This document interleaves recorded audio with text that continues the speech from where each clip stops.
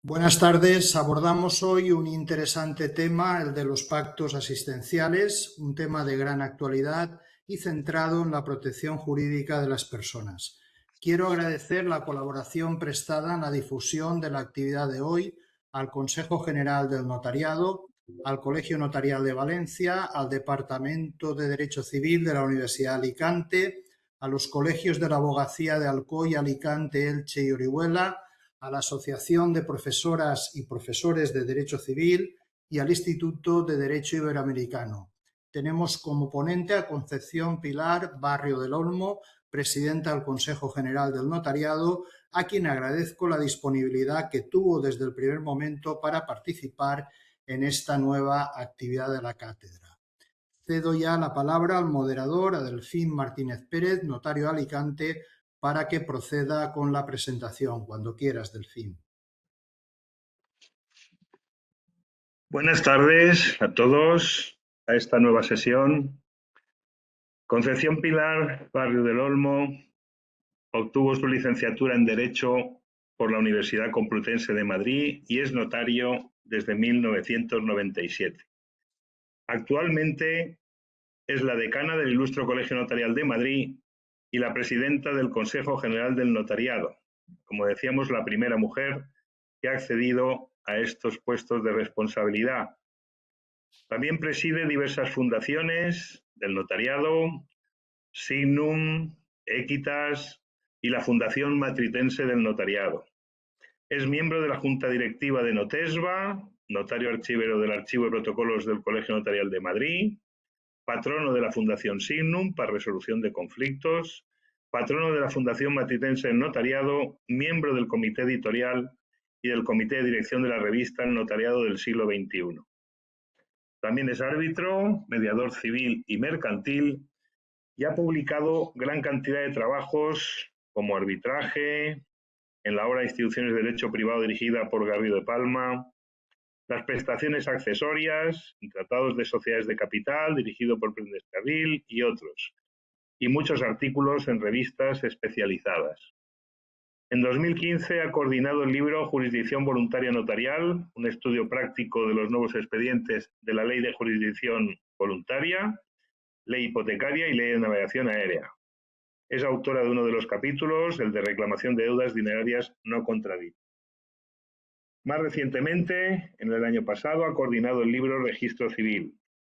Participa con asiduidad en multitud de congresos, jornadas y seminarios, tanto de la Academia Matritense del Notariado como la Real Academia Gallega de Jurisprudencia y Legislación, la Universidad Internacional Menéndez Pelayo, el Servicio de Formación Conjunta del Consejo General del Poder Judicial, el Congreso Nacional de la Abogacía, Instituto de Derecho Comparado, Academia Sevillana del Notariado, entre otros muchos. Dejo muchos otros méritos en el tintero porque no quiero extenderme más, sino ceder la palabra a Concepción Pilar Barrio del Olmo para que nos hable del tema de hoy, los pactos asistenciales, aplicación práctica y propuesta de regulación. Bueno, pues muchas gracias. Quiero en primer lugar agradecer a la Cátedra de Derecho Notarial de la Universidad de Alicante, a la Universidad de Alicante, al Ilustre Colegio Notarial de Valencia que me hayan invitado a participar en esta cátedra. De verdad que es un auténtico honor. Y por supuesto a todos los que están conectados hoy para escucharme, les agradezco su asistencia. Bueno, de lo que vamos a hablar esta tarde son unos negocios jurídicos, instituciones que tratan de dar solución, no son la única solución, pero sí una de las posibles a dos problemas que nos acucian en la actualidad a nuestra sociedad. El problema, sobre todo, de la soledad no deseada y también el problema del acceso a la vivienda. Como es sabido, asistimos a un gran cambio demográfico que está motivado principalmente por dos factores, el incremento de la esperanza de vida y las bajas tasas de natalidad que provocan un envejecimiento paulatino pero constante de la población española. La longevidad, que es distinta del envejecimiento, el envejecimiento viene determinado por el aumento de la esperanza de vida y las bajas tasas de natalidad, es un logro, es una oportunidad, pero también es un reto que obliga al derecho a dar respuesta a las nuevas situaciones que van surgiendo en la sociedad. Y creo que los notarios nos encontramos en una posición idónea para asumir un papel destacado en esta labor. Aportar soluciones a las necesidades que plantea la sociedad, que es lo que voy a plantear hoy, no es en absoluto desconocido para el notariado. Decía Castán Tobeñas en una conferencia impartida en 1944 que la realidad nos enseña que el notariado va con frecuencia a la vanguardia del legislador, ya que valorando los preceptos legales de acuerdo con las nuevas exigencias y convicciones populares, cuando el sentido literal de aquellos parece estar en contradicción con estas, prepara la oportuna reforma legislativa. Y digo yo, no solo se prepara una reforma legislativa, es que proponemos la oportuna regulación, como está sucediendo en la actualidad con estos pactos asistenciales. Los notarios, por nuestro contacto diario con las personas, detectamos nuevas necesidades y posibles situaciones de vulnerabilidad. Nuestra formación jurídica nos permite valorar e incluso proponer los instrumentos jurídicos más adecuados para atenderlas. El envejecimiento de la población no es un fenómeno exclusivamente español. El 14 de diciembre del año 2023, la Oficina de Ciencia y Tecnología del Congreso de los Diputados publicó el informe Envejecimiento y Bienestar, una radiografía de las personas mayores, según el cual España es el cuarto país de la Unión Europea con mayor número de personas mayores, por detrás de Alemania, Francia e Italia. Actualmente el 20,1% de la población española tiene más de 65 años, aunque como luego diré, creo que la idea de los 65 años como límite para marcar cuándo una persona se considera persona mayor debe ser revisado, pero bueno, es la edad a la que nos ceñimos y también creo que hay que continuar con esta edad. Esta proporción, el 20,1%, se sitúa ligeramente por debajo de la media europea, que es el 21,1%, por detrás de países como Italia, Portugal y Finlandia, que encabezan el ranking. Pero además, si las previsiones demográficas se cumplen, se prevé que en el año 2050 la población mayor de 65 años suponga el 30,4% del total. El envejecimiento es uno de los fenómenos más determinantes de este siglo. Es una cuestión de gran importancia que despierta un gran interés, como tuvimos ocasión de comprobar en el 12º Congreso Notarial que se celebró en Málaga en el año 2022, dedicado fundamentalmente al envejecimiento. Y aunque el envejecimiento es un proceso multidimensional en el que influyen tanto la salud, el mantenimiento de la autonomía como factores sociales y psicológicos, organizaciones como la Organización Mundial de la Salud, otras organizaciones institucionales llevan décadas promoviendo el envejecimiento saludable y activo. En mi opinión, todas estas medidas inspiradas en el envejecimiento saludable deben ser valoradas muy positivamente, siempre que no supongan desconocer las necesidades específicas de las personas mayores y altamente dependientes. Y después mencionaré los porcentajes de la población que se entiende que alcanzarán las personas mayores altamente dependientes en el año 2100. Si bien, como he dicho antes, la longevidad es uno de los grandes logros de la humanidad, la mayor esperanza de vida se acepta por todos como un indicador del progreso y bienestar, el envejecimiento conlleva multitud de efectos biomédicos, éticos, económicos, sociales, sociológicos y políticos y plantea grandes retos a nivel tanto personal como social. Entre los desafíos que plantea a nivel social encontramos la superación de la gran diferencia, más de 30 años, en cuanto a la esperanza de vida entre los países más desarrollados y los más pobres del mundo. La Agenda 2030 está dirigida a la consecución de este objetivo. Surgen además conflictos intergeneracionales como consecuencia de la coexistencia de un mayor número de generaciones y la soledad no deseada como problema social, que en mi opinión responde sobre todo a nuevas estructuras familiares. A la longevidad hay que añadirle cambios sociológicos como, por ejemplo, la incorporación de la mujer a todos los ámbitos de la vida política, económica y social, que han producido un cambio no solo en el papel de la mujer dentro de la familia tradicional, sino en el concepto mismo de esta. En un pasado no tan lejano, la comunidad familiar estaba integrada por la que se ha dado en denominar familia amplia, compuesta por varias generaciones que convivían bajo un mismo techo, a veces revistiendo incluso forma social, como es el caso de la Compañía Familiar Gallega, que se regula en el título octavo de la Ley 2/2006 de 14 de junio del Derecho Civil de Galicia. No es esta la tipología familiar imperante en nuestros días. Se ha producido una nuclearización de la familia reducida a los progenitores y sus descendientes o incluso unidades monoparentales, lo que no conlleva, al menos en España, un correlativo debilitamiento funcional ni afectivo de la institución familiar.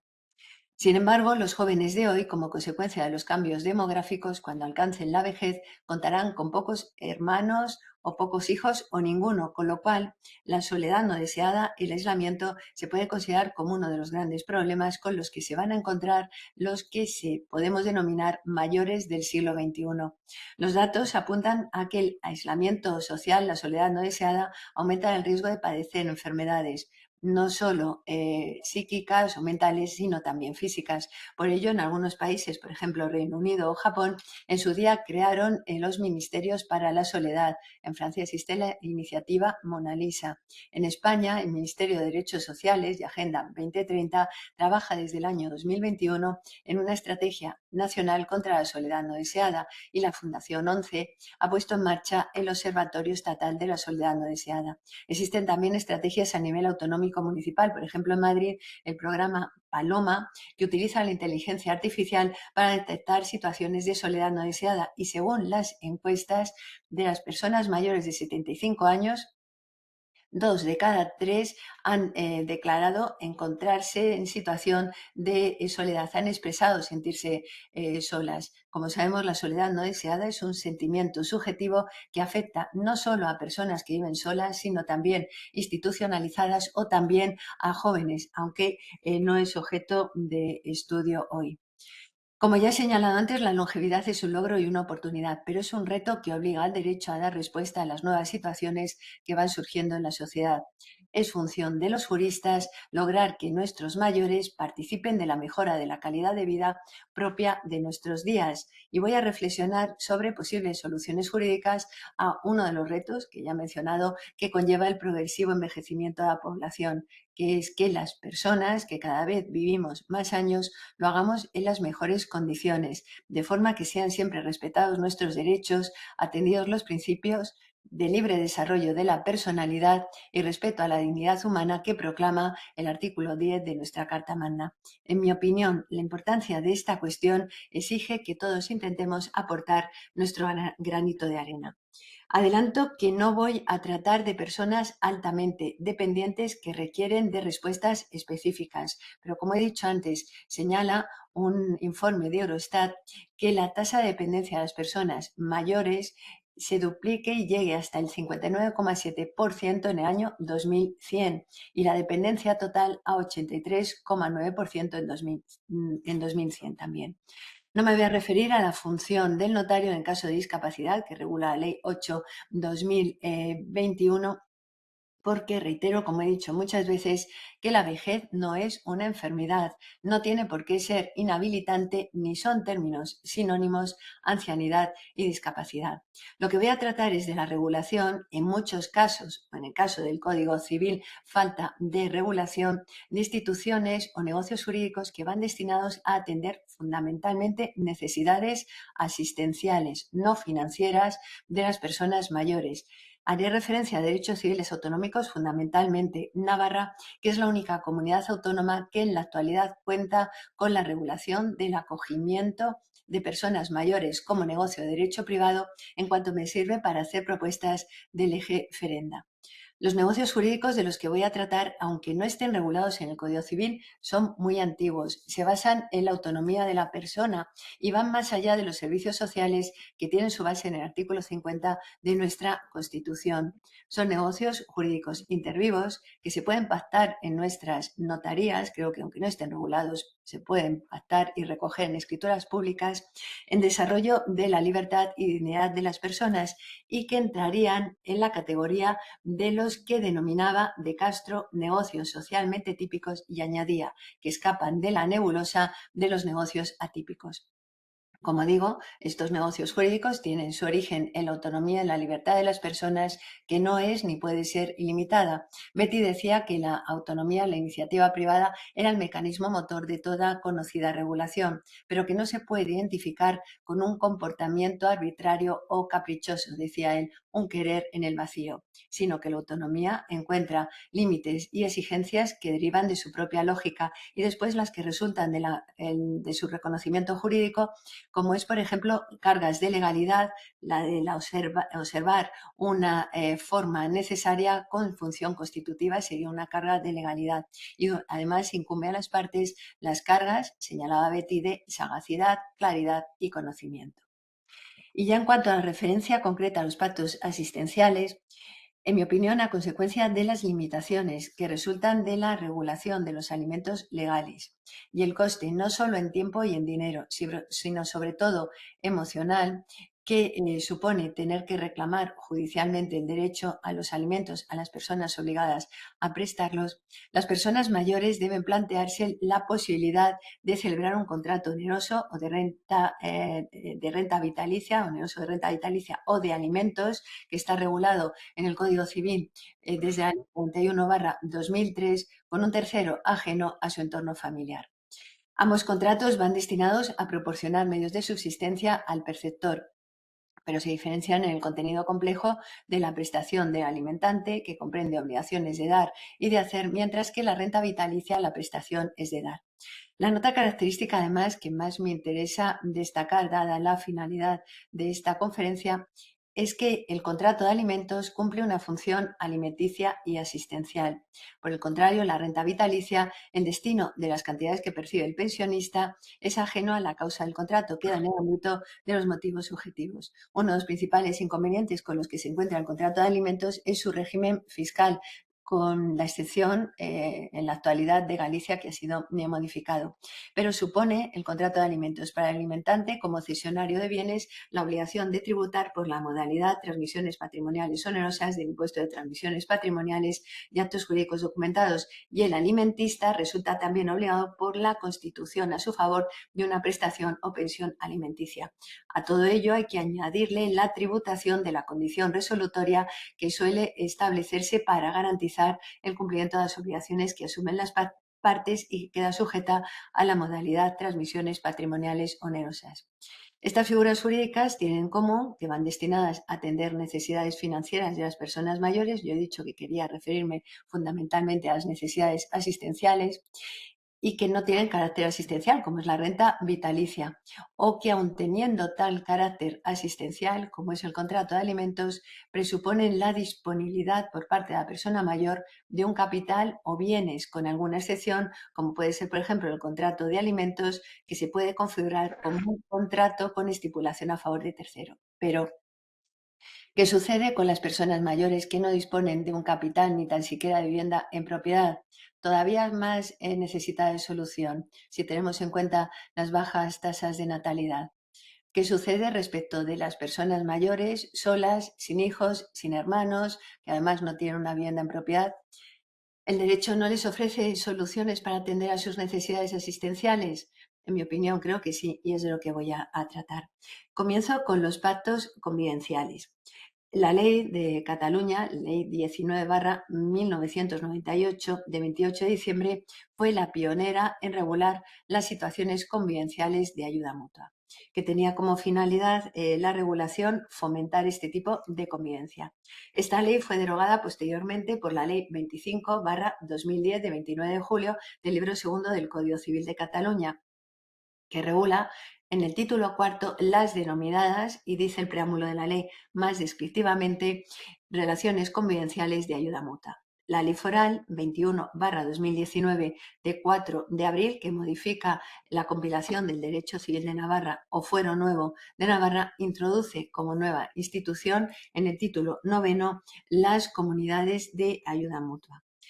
En ambos casos, estas comunidades relaciones son constituidas por personas mayores de edad, unidas por vínculo de parentesco, en línea colateral, sin límite de grado, y en las que tienen relaciones de simple amistad o compañerismo, siempre y cuando no estén unidas por vínculo matrimonial o formen una pareja estable, que conviven en una misma vivienda habitual, que con voluntad de permanencia y ayuda mutua comparten de forma igual o desigual y en todo caso sin contraprestación los gastos comunes o el trabajo doméstico o ambas cosas.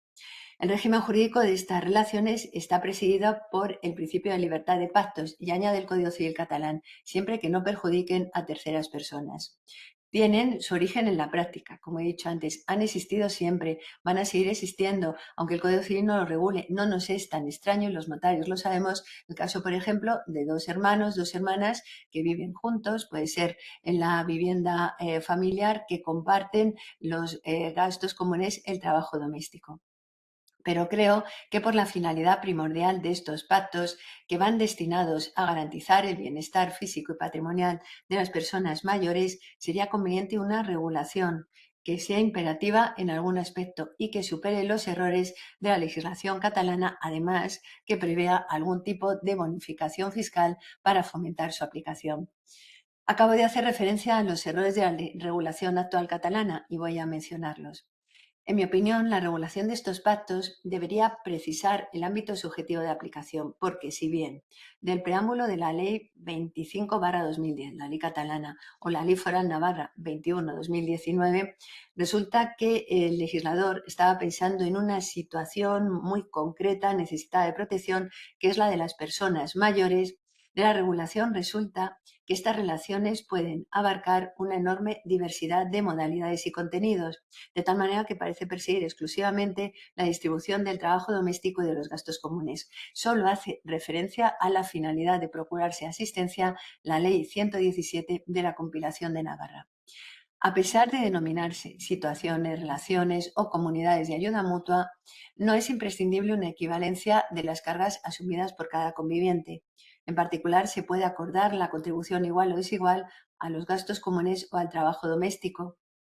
y que la carga económica sean asumida íntegramente por uno de los convivientes. En este sentido, el Código Civil catalán regula una pensión a favor del conviviente que ha sido mantenido total o parcialmente por el premuerto. Por la misma amplitud de su regulación y su carácter dispositivo, resulta complicado determinar si estamos ante un negocio jurídico o un nuevo modelo familiar. La regulación, además, confiere a los convivientes unos derechos de enorme parecido a los que disfrutan los cónyuges o convivientes de hecho, como es, por ejemplo, la subrogación en la titularidad del arrendamiento de la vivienda habitual en el caso de fallecimiento del conviviente arrendatario, o la pensión periódica a favor del sobreviviente mantenido por el premuerto a cargo de los herederos de este, pensión que, en mi opinión, excede de los objetivos que persigue la regulación de estas relaciones, como lo excedía el derecho a la compensación económica por razón de trabajo realizado durante la convivencia que regulaba la derogada Ley 19/1998. Por lo expuesto, en mi opinión, una posible y conveniente regulación en el Código Civil debería precisar que la finalidad de tales pactos es ayudarse y asistirse mutuamente los convivientes. Hago referencia mutuamente porque después veremos el acogimiento familiar de personas mayores, que en el fondo es también un acogimiento mutuo. Bueno, pues estas relaciones convivenciales deberían recoger que la finalidad es ayudarse, asistirse mutuamente, aunque no se restrinja a personas mayores, de tal manera que se puedan extender estos pactos convivenciales a parientes colaterales, como he dicho antes, por ejemplo, hermanos que por diversas circunstancias decidan vivir juntos, amigos o compañeros. Es decir, que al amparo de estas relaciones se abra un abanico de posibilidades de convivencia en las que siempre estén presentes la voluntad de permanencia, la vivienda habitual compartida, los gastos comunes y el trabajo doméstico compartidos. además de la ausencia, en todo caso, de contraprestación. A diferencia de la regulación contenida en el Código Civil catalán, que establece que estas relaciones se pueden pactar en escritura pública, en cuyo caso tendrán plena efectividad desde el otorgamiento de la escritura o por el transcurso de un periodo de 2 años de convivencia, pudiéndose acreditar por cualquier medio de prueba, o de la compilación navarra, que solo exige que estos pactos consten por escrito y deja libertad a las partes para que sea documento público o privado, en mi opinión, por la propia finalidad asistencial y de protección a la que he hecho referencia, porque además estamos hablando de la convivencia de las personas. Creo que la regulación debería establecer la necesidad de constituirse en escritura pública, con un contenido mínimo que controle el notario autorizante, y trataré de esta materia más extensamente al hablar del acogimiento. Por último, aunque también la autonomía de la voluntad debe presidir la regulación de estos pactos, debe recoger esa regulación las causas de extinción y sus efectos para evitar los conflictos que en estos momentos de la extinción se puedan suscitar. El acogimiento familiar de personas mayores, he dicho antes que son figuras muy antiguas, ha existido históricamente en Cataluña con el nombre de dación o acolliment, aunque el preámbulo de la actualmente derogada Ley Catalana 22/2000 de 29 de diciembre de acogida de personas mayores afirma que los precedentes en derecho catalán de esta figura se encuentran en la rúbrica 9ª del libro 7º de los Costums de Tortosa. Este texto no alude propiamente al acogimiento, sino a la figura de la adopción. En mi opinión, el precedente más genuino del acogimiento de personas mayores se encuentra en la figura del donat, que resulta del pacto de dación, y Brocà se refiere a la dación o acolliment y explica: el viudo sin hijos o el soltero de edad algo avanzada se dona al cabeza de una casa de labranza, el cual, la CUL, le acoge con todo cuanto tiene y lo que pueda adquirir, comprometiéndose a trabajar a utilidad de la mencionada casa mientras le sea posible. En compensación, la persona a quien se da obligase a darle habitación, alimentos y toda clase de asistencia, aun cuando por sus achaques no pueda prestar ninguna utilidad. Añade, otórgase el contrato ante notario y presenta todas las variantes detalladas por Costa. Recomiendo la lectura del conocidísimo libro de Joaquín Costa, Derecho Consuetudinario de Economía Popular de España, que recoge las distintas formas o variantes que podía recoger esta figura. Añade además Costa, respecto del acogimiento, decía: presta todavía servicios de bastante consideración para que merezca un lugar en el cuerpo de la legislación foral, si acaso se intenta algún día codificarla. Como antecedente más remoto, podemos decir que el donat es la forma civil o laica en la que desembocó la familiaritas que se practicaba en los monasterios y que, según Ribalta y Arroyo a Mayuelas, con el nombre familiaritas se identifica aquella relación jurídica por virtud de la cual una persona física o jurídica se vincula espiritualmente y a veces también materialmente a una persona jurídica canónica, como canónica regular o más habitualmente un monasterio. La primera norma que se dictó en España sobre el acogimiento de personas mayores, pero de naturaleza reglamentaria, fue el decreto foral de la Diputación de Guipúzcoa de 14 de noviembre de 1989, en desarrollo de la Ley del País Vasco 6/1982 de 20 de mayo, que hacía referencia a la necesidad de potenciarlo como alternativa al ingreso de las personas mayores en residencias geriátricas. Vemos que todo esto no nos suena extraño. Posteriormente, aunque se fue extendiendo a otras comunidades autónomas, se produjo una cierta evolución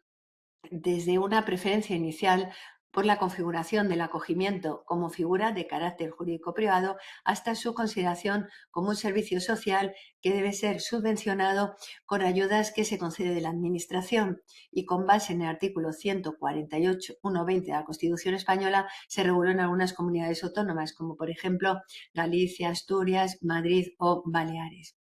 Las leyes catalana 22/2000 de 29 de diciembre y la ley foral navarra 34/2000 de 10 de diciembre fueron una excepción al perseguir fines más ambiciosos y atender a la regulación de la convivencia que se constituye entre acogedores y acogidos en condiciones similares a las que se producen, las relaciones que se producen entre ascendientes y descendientes tal como declara el preámbulo de la Ley Navarra 34/2002. La Ley Catalana 22/2000 fue derogada por la disposición derogatoria de la Ley 3/2017 de 15 de febrero del libro sexto del Código Civil de Cataluña. Consecuentemente, en Cataluña, el acogimiento de mayores mantiene su regulación, pero ya solo en cuanto a un servicio social, que es la configuración que le da la Ley 11/2001 de 13 de julio. En ausencia de legislación estatal en la materia, solo Navarra recoge en la actualidad una cierta regulación jurídico-civil, aunque la sigue configurando en el artículo 5 de la ley como un servicio social de responsabilidad pública. En el ámbito internacional, esta figura es bien conocida, por ejemplo, en Francia, desde un decreto de 2 de septiembre de 1954. Se regula también en países y es conocida y aplicada como el Reino Unido, Estados Unidos, Canadá, otros países también como Italia. El acogimiento familiar de personas mayores podemos señalar que es un instrumento destinado a atender satisfactoriamente las necesidades de personas mayores en un ambiente familiar. La persona o personas acogedoras se obligan frente al acogido a cambio de una contraprestación o no, después todo esto lo voy a ir desarrollando, a cuidarle, protegerle e integrarle en la vida familiar a través de la convivencia en una vivienda, y después haré referencia si es propiedad del acogedor o del acogido, pero en todo caso esa vivienda se tiene que constituir en el domicilio habitual de ambas partes durante un periodo temporal pactado. Hay pocos estudios acerca de esta figura jurídica y, por tanto, de su naturaleza jurídica. Se ha señalado en algún caso que tiene o que se considera un contrato por la existencia de contraprestaciones, que es como lo configuraba tanto la ley catalana como lo configura la ley navarra. Se ha dicho también que es un negocio jurídico familiar. En mi opinión, este pacto, el acogimiento familiar de personas mayores, es que en realidad, como he dicho antes, es un acogimiento mutuo, constituye un negocio jurídico de derecho de familia, del que se derivan importantes consecuencias no solo patrimoniales o económicas, sino particularmente, principalmente, personales. El acogimiento genera una relación en la que se asumen derechos y obligaciones de índole más moral y afectivo que de tipo material o económico. Prevalece la integración familiar de la persona acogida sobre la existencia de un contenido patrimonial que también puede ser existente. Y mantengo que se trata de un negocio jurídico sin ignorar la dificultad de dar una definición al negocio jurídico, cuestión en la que influyen concepciones filosóficas, político-jurídicas que no son objeto de estudio hoy, pero recordemos como, por ejemplo, Flume niega la existencia de negocio jurídico o dice que es un concepto abstracto. Díez Picazo y Gullón nos dicen que es un supraconcepto.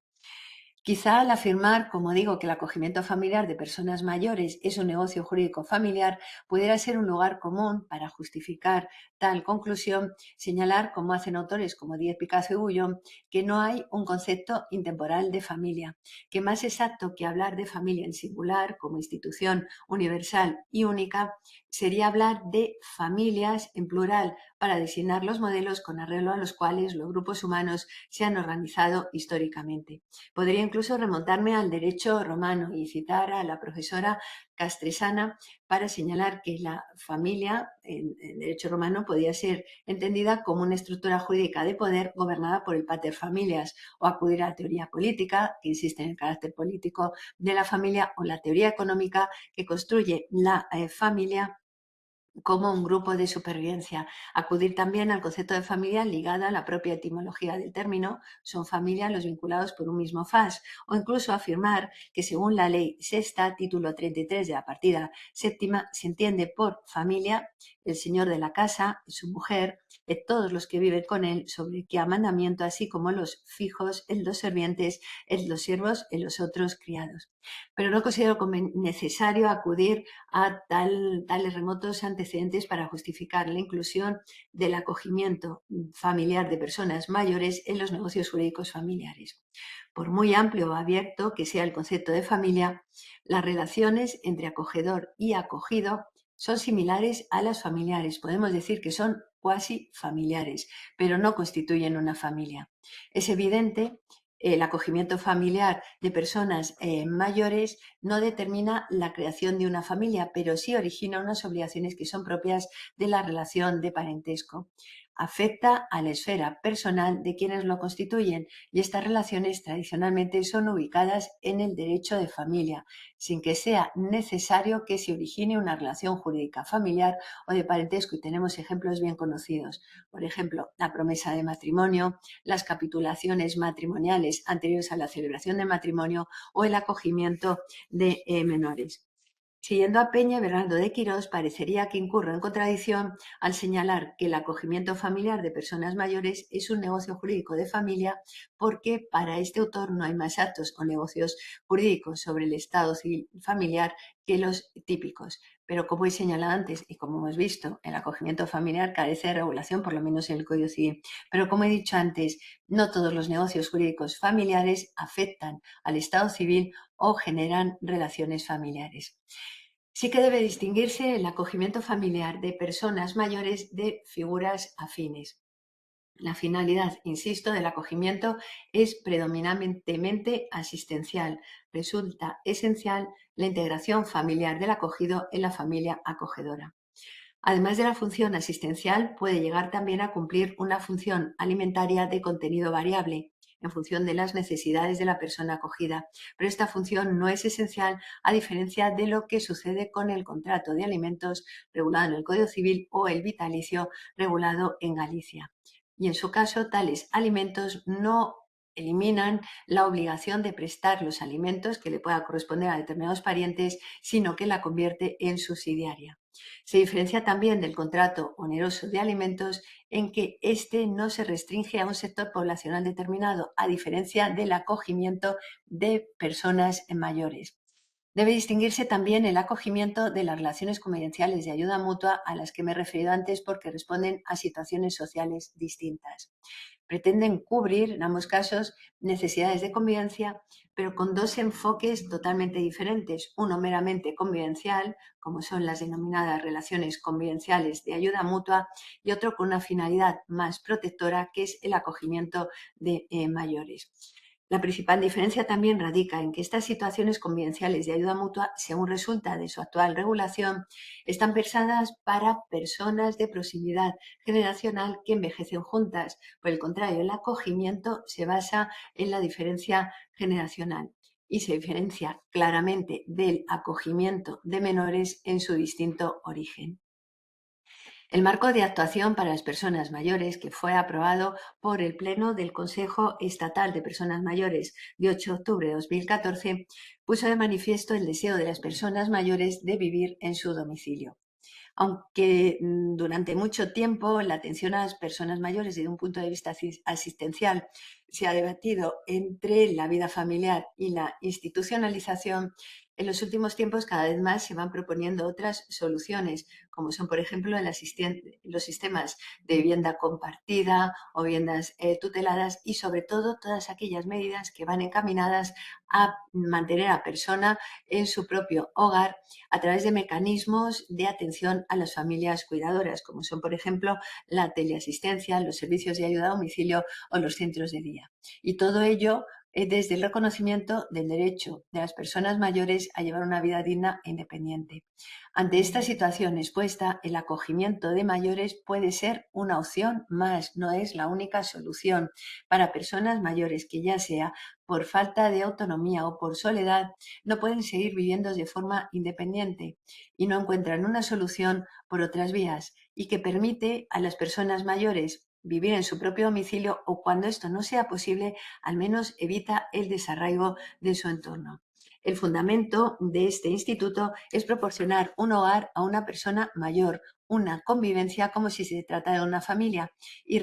consta respecto a la rogación consuetudinaria o de acción personal del Alto Aragón, que obedecía a este espíritu. La necesidad de evitar el aislamiento, de asociar los elementos dispersos de la producción para contrarrestar las causas desfavorables que tan difícil hacen la vida en un país agreste y de escasa productividad, reconstituyendo al par con los artificios propios del derecho familias que han quedado incompletas.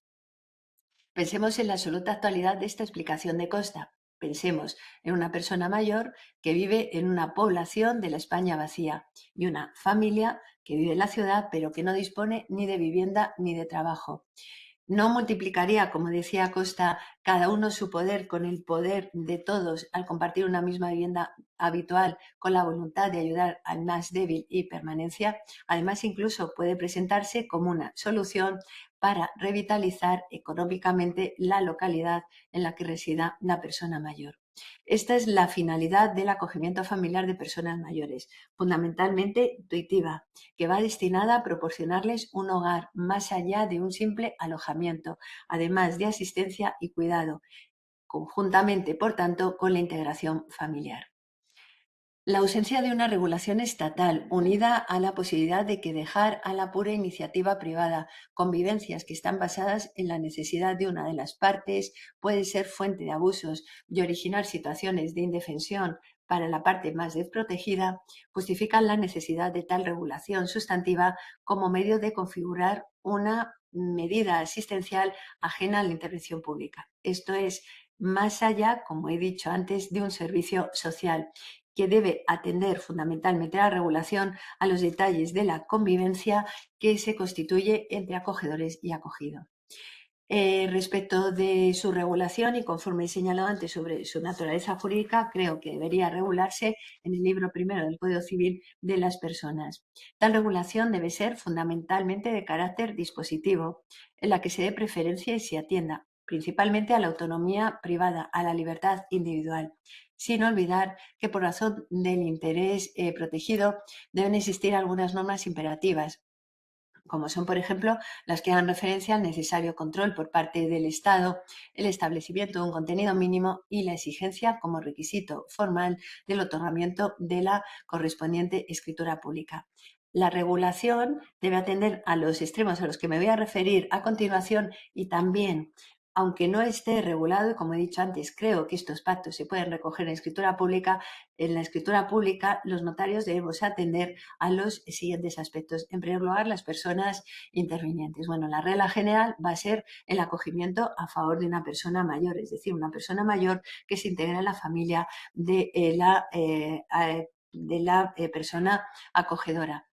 Pero en una sociedad como en la actual, en la que se incrementa la esperanza de vida, cada vez va a ser más frecuente la existencia de núcleos familiares integrados por personas mayores. Pensemos, por ejemplo, en los padres cuidados por sus hijos, cuidadores ya mayores. Por tanto, la regla general creo que debe admitir excepciones y puede ser acogida una persona sola, una pareja casada, una pareja unida de forma estable o una familia monoparental. Solo pueden ser acogedoras las personas físicas. Puede hacerlo también una persona sola, una pareja casada, una pareja estable o una familia, que si el acogimiento es por razón de edad deben ser más jóvenes que la persona acogida.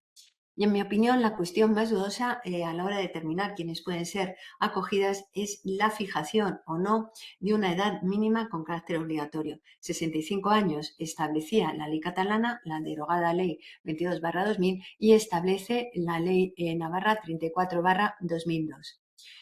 Es cierto que no existe una edad a partir de la cual se entiende que las personas somos personas mayores, aunque por lo general se suele unir a la edad de los 65 años, esto después de las medidas de Bismarck, la edad de la jubilación a los 65 años. Pero cada vez más se plantea la necesidad de redefinir el umbral a partir del cual se considera una persona mayor, porque creo que estamos todos de acuerdo que la barrera cronológica de los 65 años no se corresponde en la actualidad con la imagen real del envejecimiento. Algunos autores, como González Porras, dicen que hay que atender al criterio de la autosuficiencia para determinar cuándo una persona es mayor. Se ha dicho también que habría que atender a la edad prospectiva, es decir, a los años que teóricamente nos queda a cada uno por vivir. En mi opinión, tales criterios generan incertidumbre, obligan a un excesivo casuismo, lo que provoca inseguridad, porque habría que tener en cuenta en cada caso no solo el transcurso del tiempo, sino la calidad del tiempo transcurrido, los acontecimientos vividos. Por ello, creo que se puede mantener la edad de los 65 años, como ha hecho también el artículo 7 bis de la Ley de Enjuiciamiento Civil, después de la reforma de la Ley 8/2021, para ser beneficiario del acogimiento familiar, sin que tal exigencia pueda ser calificada como imperativa o de obligado cumplimiento, sino que estos límites de edad pueden aplicarse en función de las circunstancias de cada caso. Sí que es importante tener en cuenta el carácter de intuitu personae del acogimiento, y ello por la propia función que persigue al pretender una regulación personal presidida por la confianza mutua, y en el que se habrán tenido en cuenta las circunstancias personales tanto de la persona acogida como de la acogedora. Es esencial en el acogimiento la convivencia en una misma vivienda habitual, que puede ser del acogido, del acogedor, en propiedad, o que sean titulares de un alquiler, pueden ser copropietarios o ambos arrendatarios, o bien titulares de un derecho real como el usufructo. Pero en todo caso debe revestir condiciones de accesibilidad y habitabilidad adecuadas para la persona acogida. El acogimiento familiar resulta de especial interés para personas en el ámbito rural, donde más se acusa el envejecimiento de la población, unido a que la ausencia de familiares más jóvenes que puedan atender a los mayores puede generar un riesgo de desatención, aparte del peligro del desarraigo, si tenemos en cuenta además la dificultad del acceso a servicios sociales. Respecto de la duración, es cierto que el acogimiento debe generar, por su propia finalidad, una situación con vocación de permanencia. Pero, en mi opinión, la imposición de un plazo mínimo podría ir en contra del principio de autonomía de la voluntad, al imponer una convivencia más allá del devenir de la relación. Por ello, creo que la duración debe comprender una amplitud de opciones y admitir, junto con el acogimiento permanente, el temporal o transitorio, para que se adecúe a las necesidades e intereses de la persona acogida. Igual que establecía la ley derogada catalana y establece la ley navarra, creo, y si se regulara debería recogerse así, que deben constituirse en escritura pública. La intervención notarial, como sabemos, garantizará la identidad de las partes, su capacidad jurídica, garantizará que el consentimiento ha sido libremente prestado, evitando posibles captaciones de voluntad en un tema como es el acogimiento respecto de personas mayores que pueden encontrarse en situación de vulnerabilidad.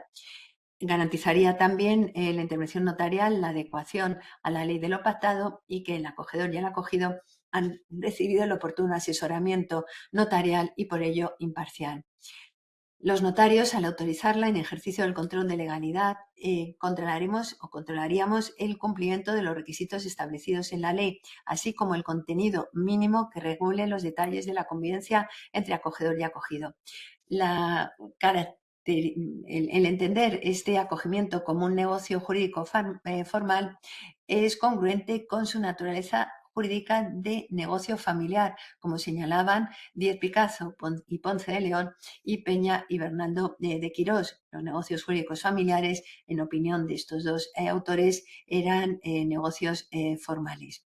En mi opinión, la escritura de constitución debe tener el contenido mínimo y obligatorio al que me voy a referir a continuación, y los notarios debemos velar porque así sea. Pero además, la entidad pública competente en materia de servicios sociales debe comprobar la adecuada integración familiar y social de la persona acogida, sin que esta intervención, que responde a la finalidad tuitiva del acogimiento, lo convierta en un negocio administrativo o servicio social, porque emana de la voluntad de las partes. Con tal finalidad, creo conveniente la creación de un registro administrativo de acogimiento de personas mayores, tal como establecía la ley catalana y establece la disposición adicional única de la ley navarra, donde se inscriba, se haga constar la escritura de constitución del acogimiento familiar mediante su remisión telemática por los notarios, y se debe comunicar no solo la constitución, sino también las posibles modificaciones y su extinción. Respecto del contenido, creo importante señalar que debe recogerse en la escritura claramente los acuerdos alcanzados por las partes y, en todo caso, como contenido mínimo y obligatorio, la determinación de la vivienda habitual donde se va a desarrollar la convivencia. La obligación de la acogedora, la parte acogedora, de prestar asistencia de todo tipo a la acogida, la duración y las causas de extinción. La necesidad de convivir en una misma vivienda habitual es lo que permite al acogimiento cumplir con su finalidad dirigida a constituir una comunidad de vida entre acogedores y acogidos. Como he dicho antes, se trata de un acogimiento mutuo, de tal manera que compartan la existencia de modo continuo y estable en un mismo domicilio, con la finalidad de que las personas acogedoras cuiden de modo personalizado de las acogidas.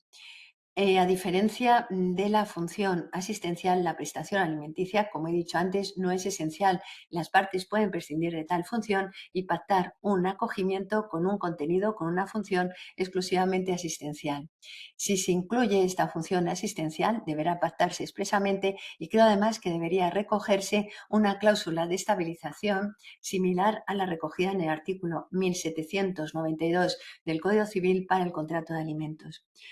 Como he dicho antes, tanto la regulación catalana como la navarra lo configuraron como un negocio remunerado, en el que la principal obligación de la persona acogida era la contraprestación que debe recibir la persona acogedora, que puede consistir en una obligación de dar, pero también de hacer o de no hacer. Sin embargo, en mi opinión, el requisito esencial del acogimiento es la función asistencial, como vengo diciendo, de tal manera que se puede configurar un acogimiento familiar gratuito, donde el acogedor se obliga a asistir, incluso si se pacta expresamente, a alimentar a una o varias personas sin recibir contraprestación alguna. Todo lo más, el derecho a vivir en el domicilio, en la vivienda de la persona acogida. Pero es que no lo entiendo, esa posibilidad de convivir en la vivienda de la persona acogida, porque no es una contraprestación, sino que resulta del carácter de este negocio como acogimiento mutuo. Tal configuración gratuita no supone equiparar el acogimiento al contrato de alimentos, porque es cierto que este se puede constituir en un negocio jurídico oneroso gratuito cuando tiene su origen en un contrato de donación, porque, como he dicho antes, se diferencian ambas figuras por la finalidad y, sobre todo, por la esencialidad de la convivencia entre acogedores y acogidos. Por lo demás, como contenido natural del acogimiento familiar, tanto las personas acogedoras como las acogidas deben prestarse ayuda mutua, lo que implica un deber de colaboración y respeto mutuo, y contribuir a los gastos comunes, al trabajo doméstico en la forma pactada, teniendo en cuenta además las posibilidades de cada parte. De lo expuesto resulta que las particularidades de la relación que resulta del acogimiento entre acogedor y acogido aconsejan el recurso a la mediación como vía preferente de resolución de conflictos si surgen, y deberá pactarse así expresamente, deberá recogerse cláusula de sujeción a la mediación en la escritura de constitución del acogimiento. Y voy terminando ya con la extinción. El acogimiento se extinguirá, como establecía la ley catalana y establece la ley navarra, por las causas pactadas en la escritura de Constitución, por el mutuo disenso, por desistimiento unilateral de una de las partes, que tiene su fundamento en el carácter relevante que tiene la confianza en los acogimientos, de tal manera que, perdida la confianza, es motivo suficiente para la extinción, por voluntad de una de las partes, en el caso de incumplimiento de sus obligaciones por la otra, o cuando le sea imputable una causa que haga difícil o imposible la convivencia. Serán también causas de extinción, muerte o declaración de fallecimiento de la persona o personas acogidas, y lo mismo respecto de las acogedoras. Los efectos de la extinción deben pactarse en la escritura de constitución del acogimiento. Si bien, como va a llevar la extinción o el cese de la convivencia, quien no sea titular de la vivienda deberá abandonarla en un plazo que necesariamente debe ser mayor para la persona acogida que para la acogedora, por ser esta la parte más débil y necesitada de protección. Si el fallecido era titular de un contrato de arrendamiento sobre la vivienda habitual, creo que debería modificarse el artículo 16 de la Ley de Arrendamientos Urbanos, en el sentido de establecer a favor del sobreviviente un derecho a subrogarse en la titularidad del arrendamiento siempre que hubiesen convivido durante al menos los 2 años anteriores al fallecimiento, y que se notifique al arrendador, tal como establece este artículo de la Ley de Arrendamientos Urbanos, en los 3 meses siguientes al fallecimiento. Y del mismo modo que establecía la ley catalana y que establece la ley navarra, si en el momento de la extinción se comprueba que ha existido una situación de enriquecimiento injusto, la parte que se considere perjudicada podrá reclamar la correspondiente indemnización a la otra parte. Pero creo que en la regulación, y si se recoge en escritura, debemos recoger muy bien tanto las causas de extinción como la posible perjuicio para una de las partes.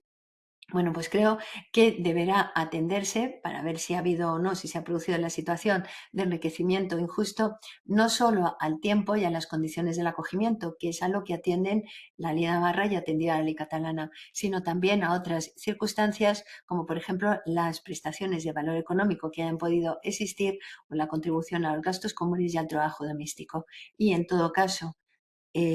cualquiera que sea el motivo de la extinción, quedarán revocados, porque habrá terminado la confianza, los poderes que recíprocamente se hubiesen otorgado en las partes. Y termino con las siguientes conclusiones. Los pactos asistenciales y dentro de ellos el acogimiento a favor de las personas mayores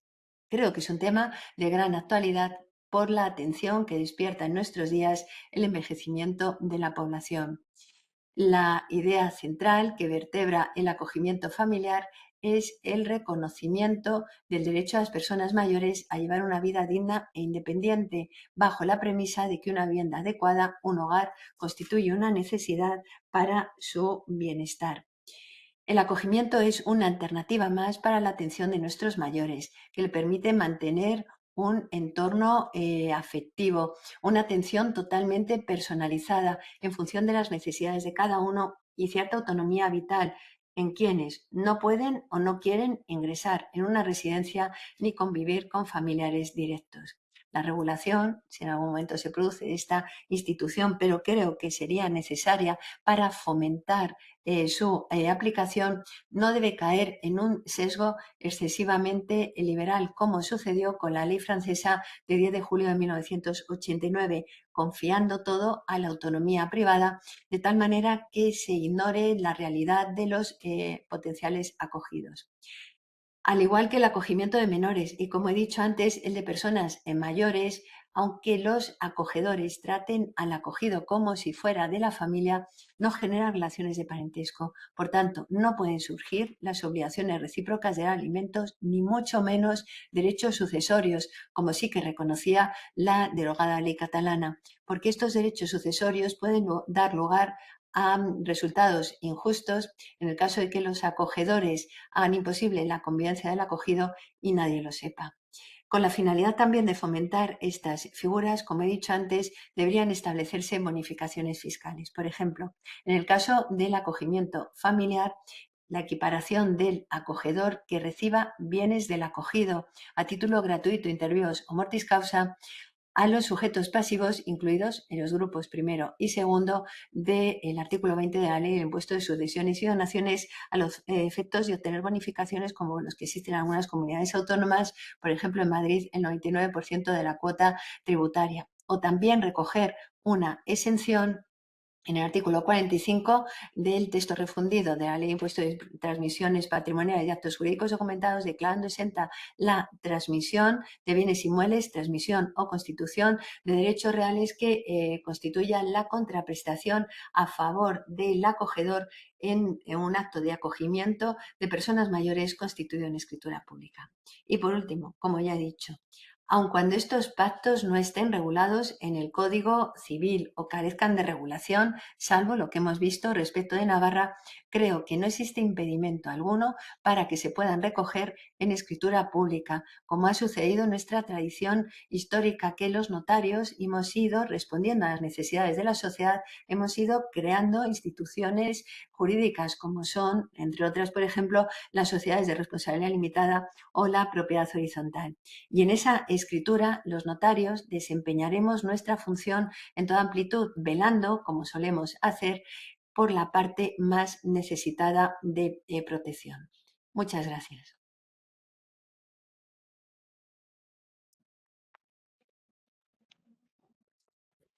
Muchas gracias, Concha. Ha sido una exposición muy extensa y la verdad que nos induce a montones de reflexiones importantísimos. No veo por aquí que se me haya trasladado algunas consultas y especialmente muy bien tratado toda la problemática del acogimiento. No obstante, yo quería poner un poco encima de la mesa, a ver qué te parece, que he visto bastante doctrina y también en jurisprudencia del Tribunal Supremo y del Constitucional una distinción clara entre lo que es el matrimonio y lo que es la familia. El concepto de familia jurídicamente realmente no existe, aunque tradicionalmente se habla de la familia por relación de parentesco. El artículo 32 de la Constitución se refiere precisamente al derecho al matrimonio libre, etcétera, y el 39 separa en otro lugar la protección a la familia. Entonces, al margen del acogimiento, el tema de la ayuda mutua, que yo recuerdo en el año 85, cuando se hizo por primera vez un registro de uniones de hecho en la Comunidad Valenciana sin existir ley, que me acuerdo que entonces Rafael Gómez Ferrer planteaba precisamente el supuesto que tú decías, que podía ser una relación entre dos personas, abuelo y nieta, sin hijo, algo parecido, con el fin de subrogarse en el contrato de arrendamiento que tenía el primero, si fallecía. Entonces, igual que hemos hecho nosotros con el avance, como siempre ocurre, con las uniones de hecho, que luego la legislación la ha ido limitando a las relaciones no matrimoniales, pero derivadas de una pareja, pues no sé si sería un vehículo también posible para ir estableciendo algunos acuerdos de ayuda mutua que tuvieran una mayor amplitud de... Es decir, que hoy existen muchas familias, muchas estructuras familiares absolutamente distintas y a las que nos tenemos que adaptar porque lo estamos viendo permanentemente entre familiares en el concepto tradicional de la palabra o no familiares. ¿Qué opinas de todo esto? Yo creo, como decíamos, que el concepto de familia ha evolucionado muchísimo. En las notarías lo vemos todos los días, aun cuando sea una familia que resulte de un matrimonio, es muy habitual ahora que sea un matrimonio de personas divorciadas que tienen hijos, cada uno de su anterior matrimonio y luego hijos comunes. No creo que responda en la actualidad al concepto de familia la que resulta del matrimonio. Creo que es un concepto muchísimo más amplio y que estos pactos, por eso yo decía respecto de los pactos propiamente convivenciales, que sí que están regulados en el Código Civil catalán o en la compilación navarra, yo decía, hay que extenderlos un poco más y no limitarlos solo a personas mayores, sino a personas que por cualquier motivo, hermanos o no, por vínculo de amistad, deciden compartir la convivencia y los gastos comunes o el trabajo para el hogar. Porque es una forma también de atender a, como también he dicho al principio, por un lado, el problema de la vivienda, y lo estamos viendo, o el problema de la soledad no deseada, que no es un problema exclusivo de personas mayores. A veces se ha identificado mucho con las personas mayores, y he dicho antes que los mayores de 75 años, uno de cada tres manifiesta sentirse solo, pero es que es un problema también de gente más joven, con lo cual yo estoy de acuerdo con lo que has dicho, en fin, que sería una Sí, vía. sí, aquí estaban preguntando si se podría proponer una regulación en el Código Civil de manera separada de los pactos asistenciales y del acogimiento de personas mayores. Claro, si es que son distintos. El acogimiento de personas mayores, ahí sí que digo, hay que limitarlo a personas mayores. No tiene que ser precisamente el límite de los 65 años. Tampoco hay que decir que es que la persona mayor es la que tenga que ser la propietaria de la vivienda, pero una cosa son pactos convivenciales, pero que la ley catalana, la ley navarra, parece limitarlo solo a personas mayores y otro es el acogimiento. Y sí que si hubiera una regulación tendría que ser totalmente distinto porque responden a distinta finalidad. Sí, aquí también consultan No sé si se podría hablar de pactos convivenciales con mayor carácter asistencial. ¿Se podría registrar los pactos convivenciales de carácter asistencial? Si hacemos un pacto convivencial de carácter más asistencial, yo ya lo llamaría más acogimiento, pero tampoco puede ser simplemente porque el pacto convivencial puede llevar la asistencia mutua, pero cuando yo me refiero a los pactos asistenciales es que tiene una finalidad más tuitiva respecto a la persona mayor. O sea, es una forma, pongo un ejemplo, de una persona mayor, como yo decía, que vive sola en un pueblo, que ya casi ni siquiera va al centro de salud, que tenga una convivencia similar, cuasi familiar, y que le acompañen al médico, que sea un cuidado completo y que no sea solamente proporcionar un alojamiento. Por eso yo digo, uno tiene una finalidad más asistencial, más tuitivo que el otro. Muy bien, pues no veo por aquí nada más. Me ha parecido estupenda la exposición, sobre todo